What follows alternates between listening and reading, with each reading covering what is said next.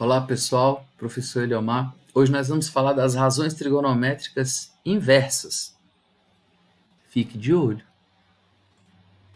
Gente, existem três razões trigonométricas inversas, tá bom? A primeira delas é a secante. Como que eu identifico a secante no ciclo trigonométrico? Você vai traçar uma reta tangente ao ciclo, ok? Se ela é tangente, ela toca em um ponto e forma um ângulo de 90 com o raio.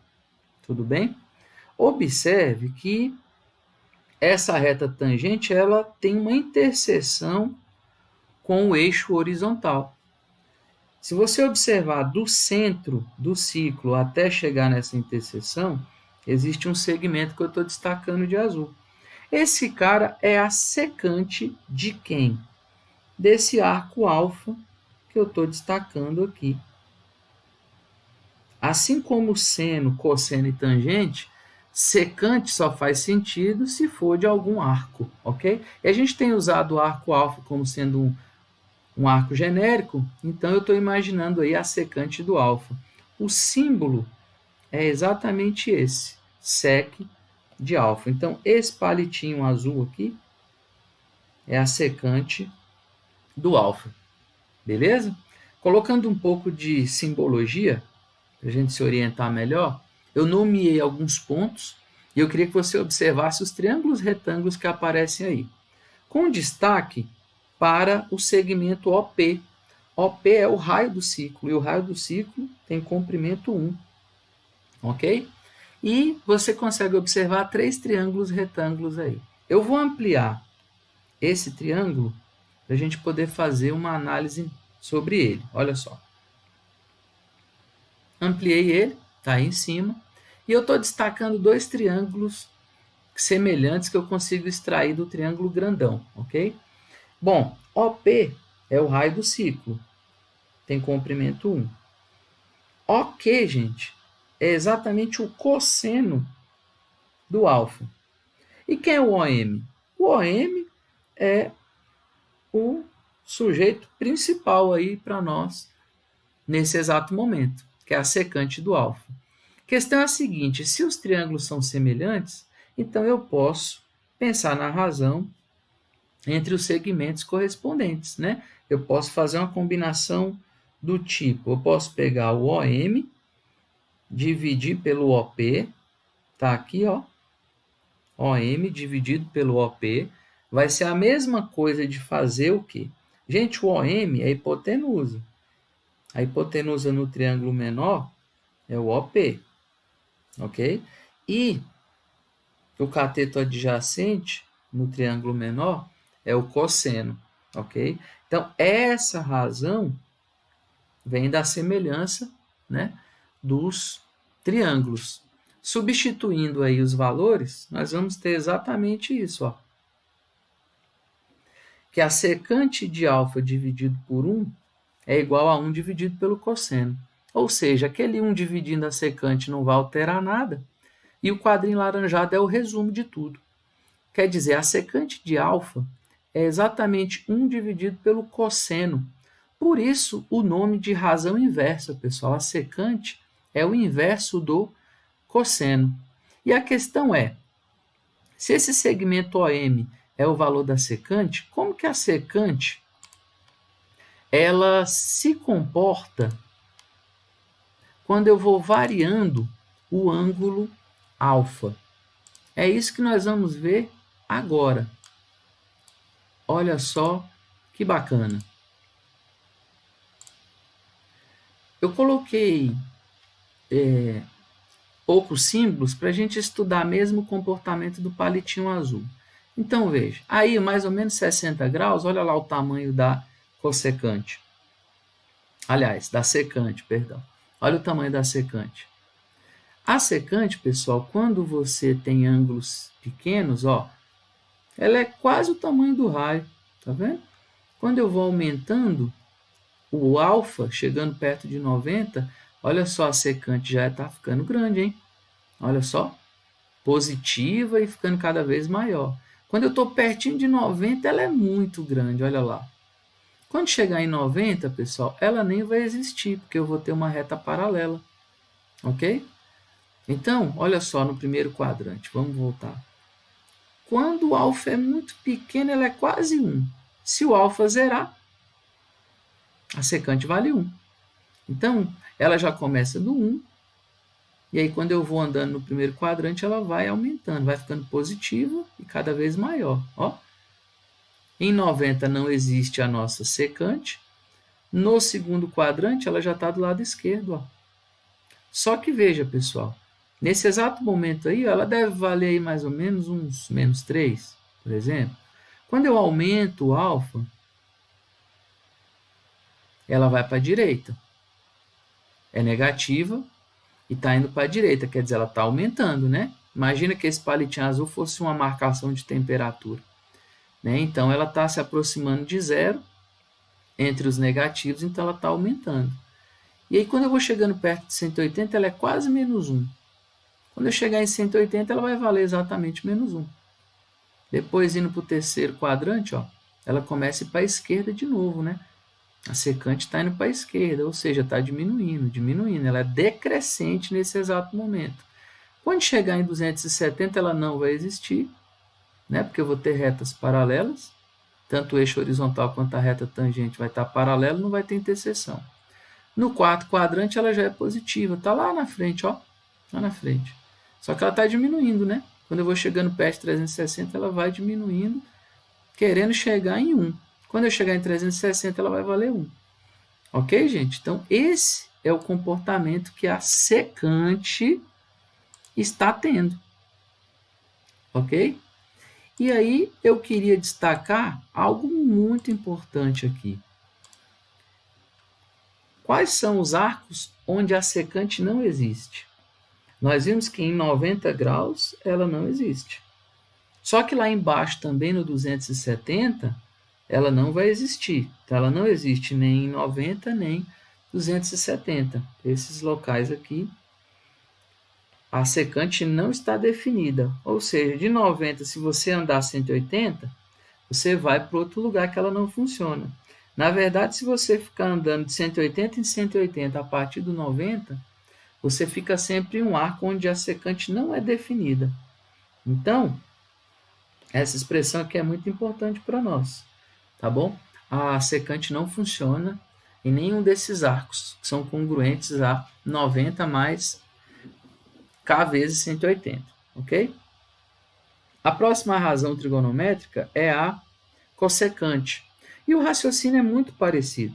Nós criamos outra reta tangente ao ciclo, certo? Tangente, então toque em um pontinho, forma um ângulo de 90, ok?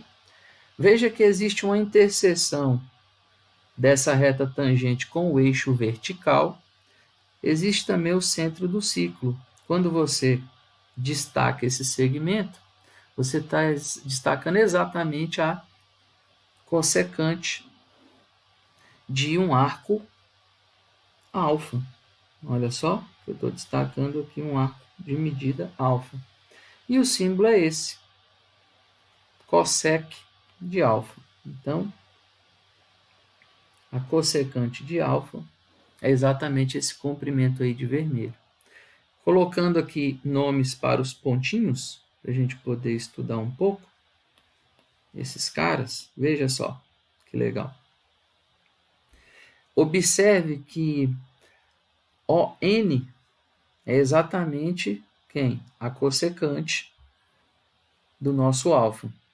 O segmento PQ é o seno do alfa e OP é o raio, que vale 1. Ok? Não pode esquecer disso. Então, pessoal, fazendo uma cópia de um triângulo aí OMN, eu observo que tem alguns triângulos semelhantes. E existe algo essencial aqui antes da gente avançar. Veja só. Eu vou aumentar um pouquinho aqui. Esse ângulo aqui de azul, pessoal, que eu vou chamar ele de beta, veja que alfa mais beta, eles são complementares, dá 90 graus. Então, observando o triângulo OPM, dê uma olhada. Lá no ponto P, eu tenho um ângulo de 90. Então, lá no nosso M, só pode ser beta também. Tranquilo? E no triângulo ONP, lá no vértice N,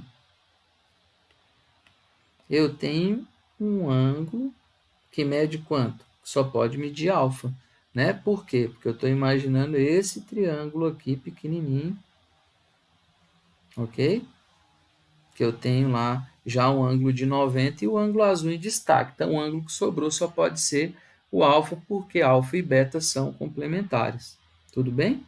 Então, a partir dessas indicações, eu vou pegar aquele triângulo, né, que nós acabamos de identificar que aqui no vértice N, certo? Eu tenho um alfa de medida. E aí eu coloquei agora em destaque dois triângulos semelhantes que a gente consegue extrair dessa figura. Quem é o personagem principal? É a cossecante de alfa, ok? Sabemos que OP é o raio, vale 1. Sabemos que PQ é o seno de alfa. E aí nós podemos agir com a semelhança de triângulos. Se a cossecante é o nosso personagem principal, eu vou começar por ela aqui, ON, dividido por OP. Quem é o OP? É o cateto oposto ao alfa, ok? Isso vai ser equivalente a fazer o quê? Lembre-se, eu estou pegando primeiro a hipotenusa. Então, vai ser pegar o número 1 no triângulo pequeno, que é o OP, e dividir pelo cateto oposto, que é o PQ, mais conhecido como seno do alfa. Montando essa proporção, nós chegaremos nessa expressão. Olha lá. Que a cossecante de alfa dividido por 1 é igual a 1 dividido pelo seno de alfa. Esse 1 dividindo a cossecante não vai alterar nada numericamente falando. E o quadrinho laranjado resume para nós qual é o cálculo da cossecante.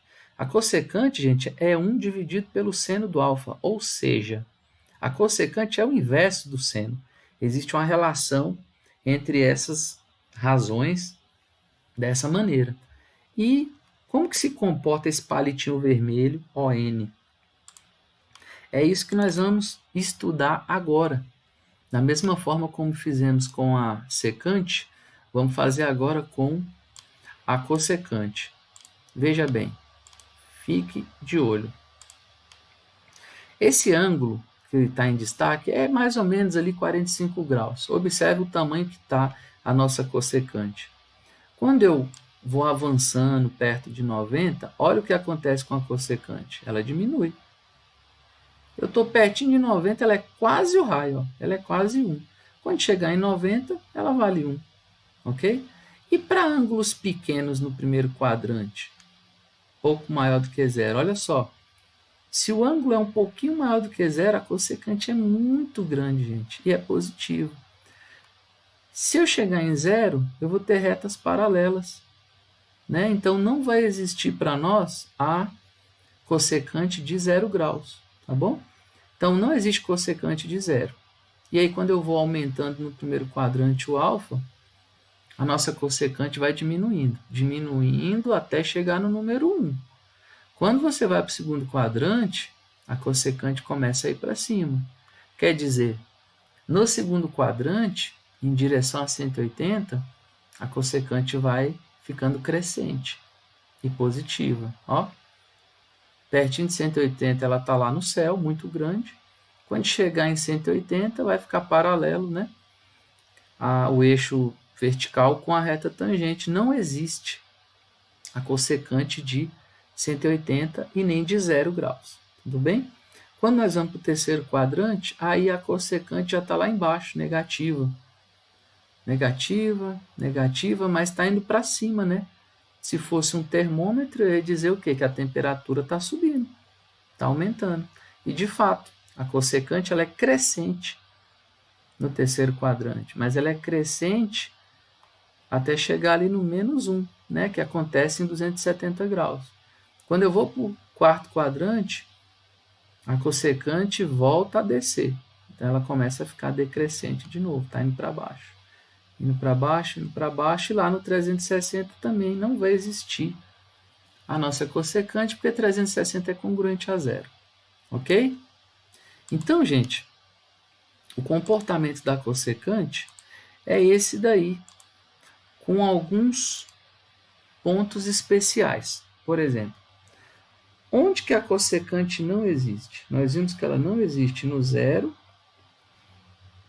e no 180. Ou seja, se você fizer um arco de zero e ficar andando de 180 em 180, você cai sempre em arcos onde não está definida a nossa cossecante. Então, a nossa cossecante ela não é definida para arcos congruentes a zero ou congruentes a 180, ok? E a nossa última razão é a cotangente. A cotangente, pessoal, ela, como o nome diz, já tem uma relação aí com a tangente.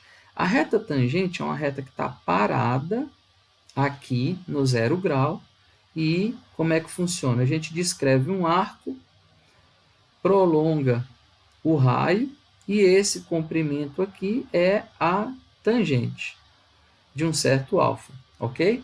Como que vai funcionar a nossa cotangente? A cotangente é uma reta tangente ao ciclo, mas em 90 graus. Então, pessoal, a cotangente está aqui. Ela fica paradinha, ela não se mexe. E aí o que você faz? Descreve um arco alfa, como de costume. Olha lá. Beleza? Tem um arco de medida alfa. E aí você vai prolongar o raio até acontecer o quê? A interseção com o eixo da cotangente. E aí, quando você sai lá do ponto que representa 90 graus até chegar naquela interseção, você acabou de destacar aí quem é a cotangente do alfa. E o símbolo é esse. COTG, tá bom? De alfa. Que é a cotangente de alfa. Tudo bem? Colocando um pouco aí de símbolo para nos auxiliar nos cálculos, veja bem, SR, quem é? É exatamente a cotangente de alfa. Tudo bem? Dá uma analisada nos triângulos que apareceram aí. O que acontece, pessoal? Eu tenho que o eixo da cotangente, esse, e o eixo horizontal do ciclo são paralelos. Então, OR é uma transversal a essas paralelas, certo? Então, olha só. O ângulo alfa, que aparece em destaque, ele também é um ângulo que está aqui no vértice R, ok? Pelas paralelas cortadas por essa transversal, eles são chamados de alternos internos, não é isso? Então, trabalhando aqui com esses triângulos, olha só, aqui, o que nós conseguimos fazer? Usar a semelhança mais uma vez. Olha só que legal. Dando um zoom aí nesse triângulo, eu consigo extrair 2. SR no triângulo grande é a cotangente de alfa, ok? SO, vamos voltar aqui, quem é o SO? Dê uma olhada. É o raio do ciclo. Olha só, que vale 1, ok? Então, olha só, SO vale 1. Tudo bem? Quem é o PQ, gente? PQ e OK, um é o seno, e o outro é o cosseno do alfa. E aí, como a cotangente é o personagem principal para nós, vamos começar com ela. Olha lá.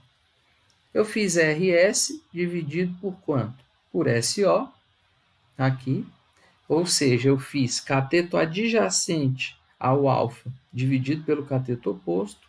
E eu vou fazer a mesma coisa no triângulo que é menor. Cateto adjacente é o OK, que é o cosseno dividido pelo cateto oposto, que é o PQ, correspondente ao seno. Como que fica, então, a montagem dessa proporção? Olha lá. Fica assim. Cotangente de alfa dividido por 1 é igual a o cosseno de alfa dividido por seno de alfa. Tem um pequeno detalhe, pessoal. Essa segunda fração, ela pode ser vista como 1 dividido por quanto? Seno de alfa sobre cosseno de alfa. Por que que a gente consegue observar isso? Porque esse tipo de fração, 1 dividido por uma fração, né?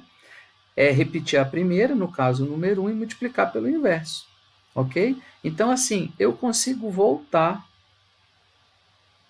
para o que era, né, a partir desse raciocínio, e destacando aqui embaixo. Porque olha só o que aparece embaixo do 1. Seno de alfa dividido por cosseno de alfa, que é exatamente quem? A tangente. Ok? Então, esse quadrinho laranjado, ele mostra que a cotangente é exatamente o inverso de quem? Da tangente. Ok? E qual é o comportamento da cotangente, que é esse palitinho de laranjado que a gente estava ali contemplando? Veja só. Coloquei aqui um arco qualquer, um pouquinho menor do que 45 graus, e a gente já observa o tamanho da cotangente. E aí eu já vou baixar aqui o arco para você notar que para ângulos pequenos a cotangente é muito grande. Olha lá, gente. Pertinho de 0 grau, a cotangente está perto do infinito, lá, ó, positivo.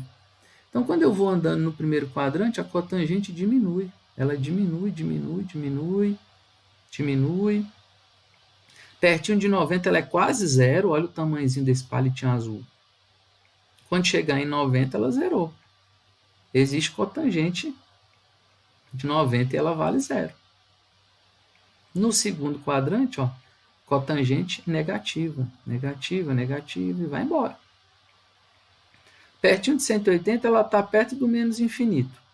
Quando a gente chegar em 180, não vai ter cotangente, porque eu vou ter retas paralelas, ok?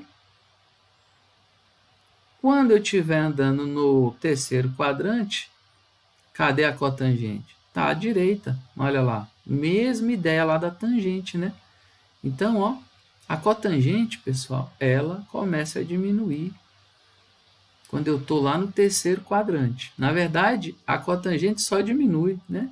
Você pode observar que ela só vai para a esquerda. Ó, ela está quase zerando. Pertinho de 270, ela é quase zero.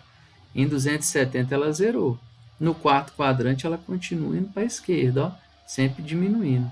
Gente, a cotangente só diminui, ela só decresce. Quando chegar em 0 grau ou 360, não vai existir a cotangente. Beleza? E aí, pessoal, para ficar bem fixado, quais são os pontos que não existe cotangente? No zero, ou qualquer congruente a zero, e onde mais? Lá no 180 também não vai existir. Tudo bem? E nós vamos fazer exatamente o registro dessas coisas, né?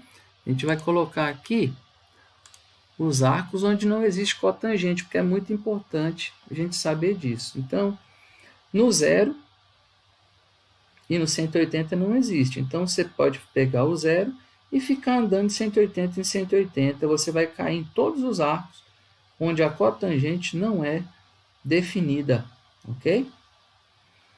E a questão é a seguinte: como lembrar dessas coisas, hein, professor? Bom, eu gosto de ir por eliminação. Primeiro, a cotangente, primeira coisa, a cotangente tem a ver com quem? Com a tangente. E elas são razões inversas. Então, eu já sei que a cotangente é pegar 1 dividido por quem? Cotangente. Tudo bem? Segundo passo é pensar na secante, tá bom? Então, vamos lá, por eliminação. A cotangente é o inverso da tangente. Agora, o segundo passo é pensar na secante. E eu não sei porquê, mas eu gosto de pensar na palavra seco. Por quê? Porque esse CO vai me lembrar do cosseno. Então, A secante é o inverso de quem? Do cosseno. E aí, gente, por eliminação, eu já fiz o inverso da tangente, o inverso do cosseno. Sobrou o quê? Que a cossecante de alfa é o inverso do seno. Tudo bem? Então, eu faço isso no dia a dia para lembrar. Fazendo aqui alguns exemplos, olha só.